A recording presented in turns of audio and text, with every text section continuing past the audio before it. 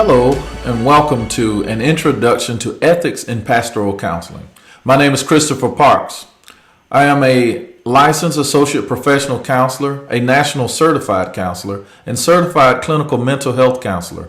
I'm currently a doctoral candidate in a Doctor of Ministry and Pastoral Counseling program. Most pastors would agree that counseling is a vital part of their ministry. Not only is it a vital part of the ministry, but counseling is embedded in the ministry.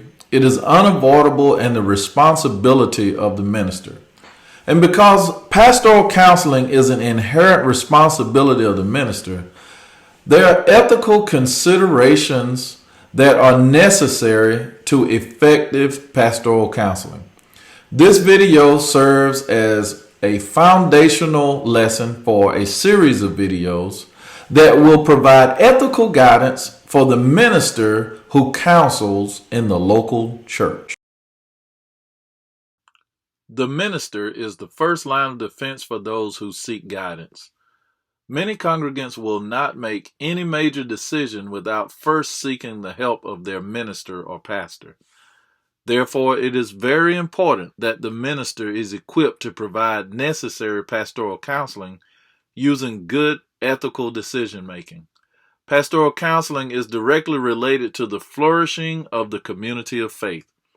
The pastoral counselor is one who listens to the stories of others in a way that shares and understands the congregant's experiences. There are many competencies that are important for the minister to possess and practice. Those disciplines include self-awareness, accountability, boundaries, openness, hospitality, autonomy, curiosity, humility, judiciousness, and spiritual sensitivity, to name a few. I will use 2 codes of ethics to guide us through these lessons on ethics in pastoral counseling. According to the American Counseling Association, ACA Code of Ethics, the fundamental principles of professional ethical behavior include autonomy. This is fostering the right to control the direction of one's life. This is how the pastoral counselor develops self-determination for the congregant. Next is non-maleficence. This is avoiding actions that would cause harm.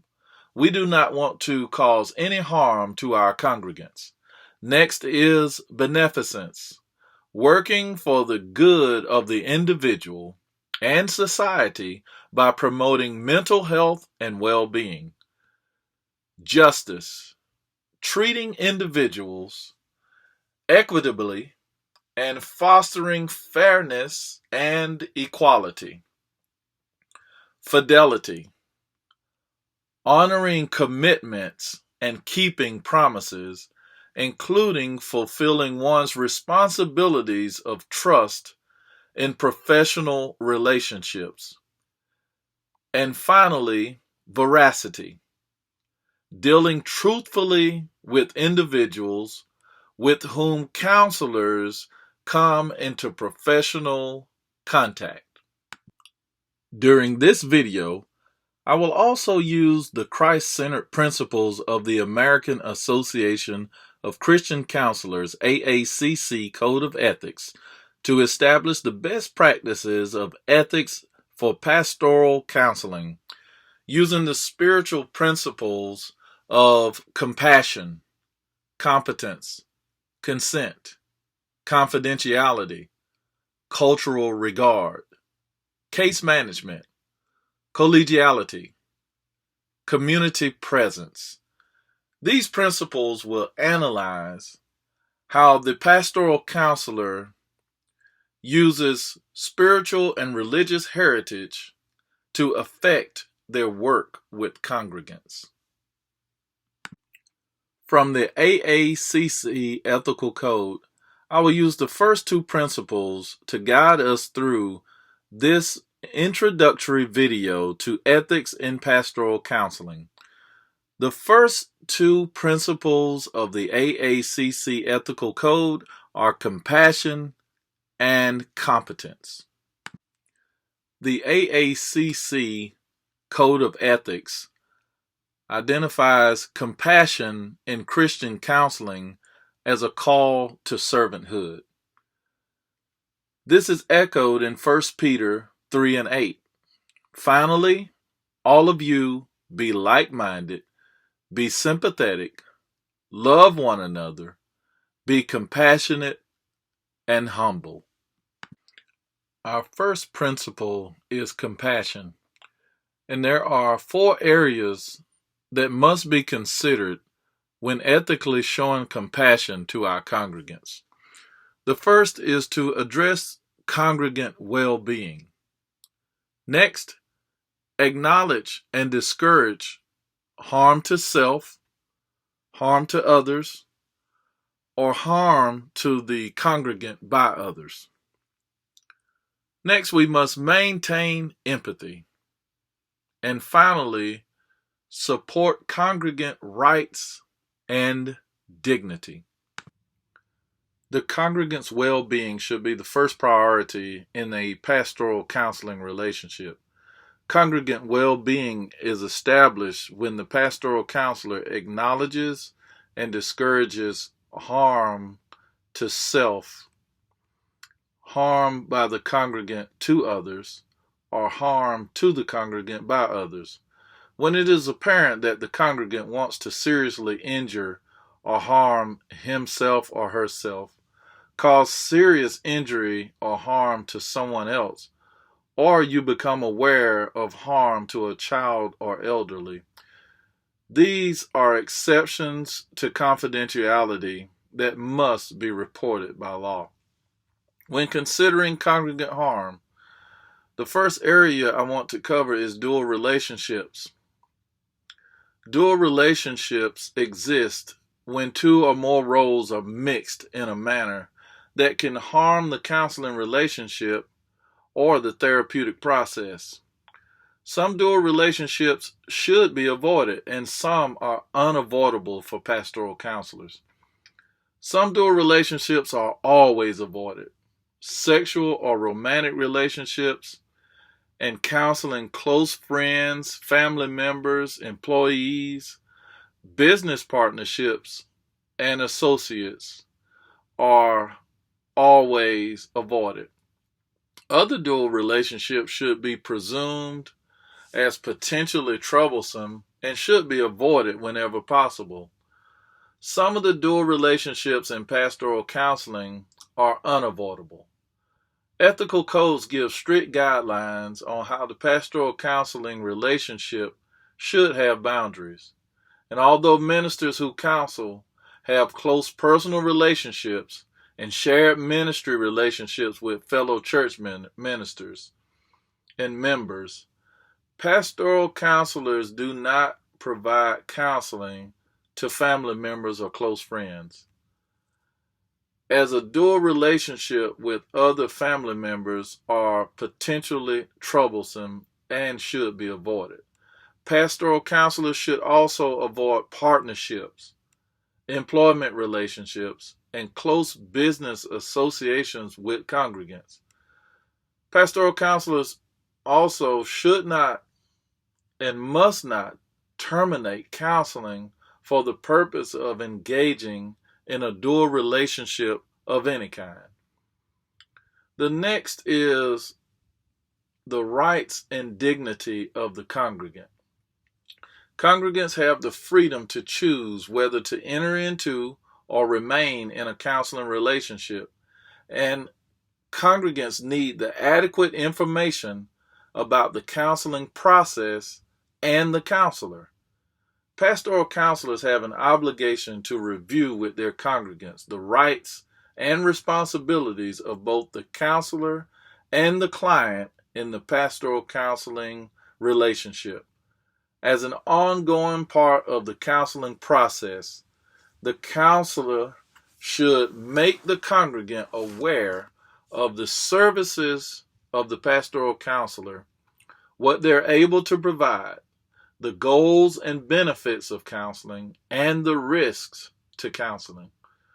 The congregant should have a clear understanding of expectations during counseling and be able to make an intelligent decision to be involved in and consent to pastoral counseling. Another area of avoiding harm is power. As pastoral counselors, authority is unavoidable. Because the minister, as a counselor, is in a position of authority, there must be an awareness of indirectly misusing this position and unintentionally causing harm. The pastoral minister critically assesses this balance of power. Ethics are able to guide pastoral counselors in avoiding imposing values on the congregant. Do not allow these guidelines, though, to be confusion about the idea that Christian counselors cannot ethically practice due to the potential religious and ethical conflict. Biblically based counseling is advantageous when it is combined with clinical training and ethical considerations. It is the imposition of the pastoral counselor's personal values that leads to passivity, indistinguishable boundaries, and an abuse of power. We maintain empathy through autonomy and beneficence. The two major ethical principles of the ACA Code of Ethics includes autonomy and beneficence.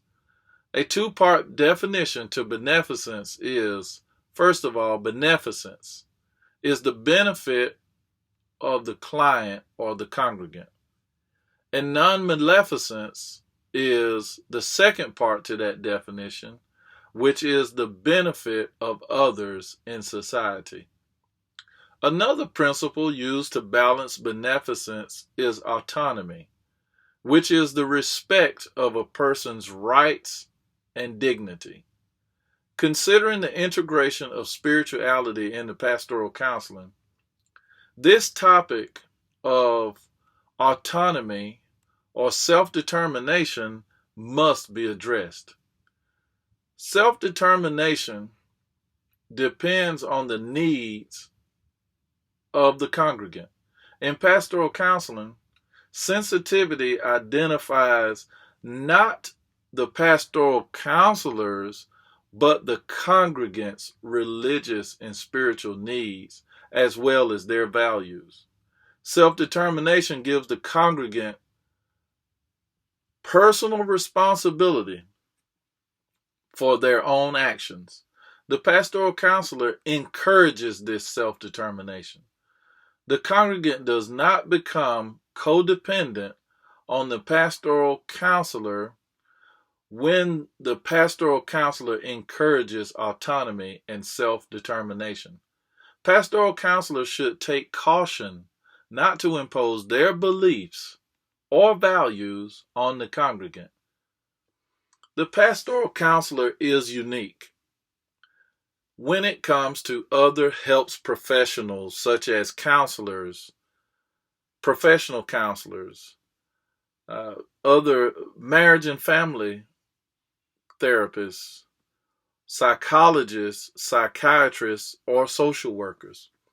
Because the pastoral counselor is the only professional who trains in areas of systematic theology, biblical studies, church history, and ethics.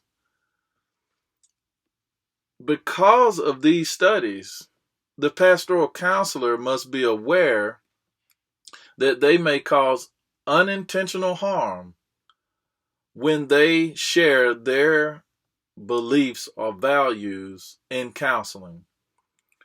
One of the challenges for pastoral counselors is integrating all these practices into their work as counselors while managing their own emotions, attitudes, and behavior. known as countertransference. The emotional, attitudinal, or behavioral transfer to a congregant is known as countertransference. A disadvantage to countertransference is the conscious or unconscious imposition of personal values to the congregant. This causes a disregard for their decisions and also for their rights and dignity. The pastoral counselor's recommendations can often lead to dependence by the congregant. Congregants have the right to self-determination in the pastoral counseling relationship. The AACC Code of Ethics identifies competence as a call to excellence. 2 Corinthians 3 and 5 states, "Not that we are competent in ourselves to claim anything for ourselves, but our competence comes from God." Principle 2 is competence, and there are 4 areas that must be considered when ethically exhibiting competence in pastoral counseling. We must address personal well-being, acknowledge limitations, maintain competence, and support other counseling professionals. According to the ACA Code of Ethics, counselors only practice within the boundaries of their competence, based on their education, training, supervised experience, state and national professional credentials, and appropriate professional experience. The potential harm to our congregants may be the result of personal problems that may incapacitate the pastoral counselor. We must address personal well-being, and this starts with accountability. The pastoral counselor should have someone to consult with. Maintaining accountability with other counselors and pastors is crucial to providing good ethical practices in pastoral counseling. Accountability for the pastoral counseling is attending to one's thoughts, actions, and feelings while having boundaries of protection and safety for the counselor and the congregant. The pastoral counselor should also acknowledge limitations. In acknowledging limitations, the pastoral counselor practices self-awareness. We cannot allow our position, power, or authority to cloud our judgment. If so, it becomes harmful to the congregant. The American Counseling Association Code of Ethics states, if the counselor determines an inability to be of professional assistance to the counselee, the counselor must either avoid initiating the counseling relationship or immediately terminate the relationship. The American Association of Pastoral Counselors Code of Ethics states, we do not abandon or neglect clients. If we are unable or unwilling for appropriate reasons to provide professional help or continue a professional relationship, every reasonable effort is made to arrange for continuation of treatment with another professional. We should develop a network of agencies, support groups, crisis intervention services, and other Christian counseling professionals. The pastoral counselor should also maintain competence through skill and expertise. This is done through formal and informal training. And this is how we integrate biblical practices into our ethical practices. Although sharing scripture is a vital part of pastoral counseling, it is not the fix-all for congregants' problems. Having a clear framework for working with those in crisis or those who have psychological needs requires some training, both formal and informal. It is the responsibility of the pastoral counselor to grow in skill, knowledge, and through continued education, and to become aware of our own shortcomings. When the pastoral counselor overlooks these limitations, self-awareness becomes self-satisfaction. The pastoral counselor begins to meet his or her own needs instead of that of the congregant.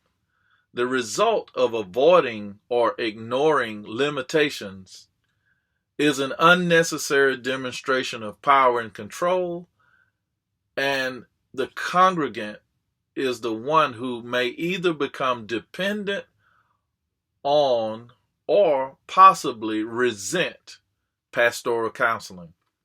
As it relates to formal training, it is not for the purpose of delimiting pastoral counseling or undermining the Christian tradition of the pastoral minister providing counseling.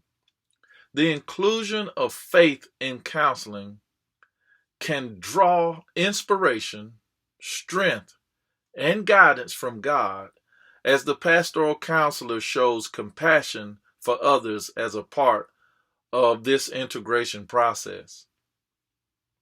Not only should the pastoral counselor increase skill and expertise, but the pastoral counselor has a duty to refer as a part of supporting counseling professionals.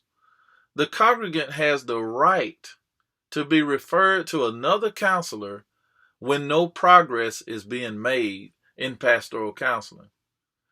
Referral is not a replacement to spiritual counseling.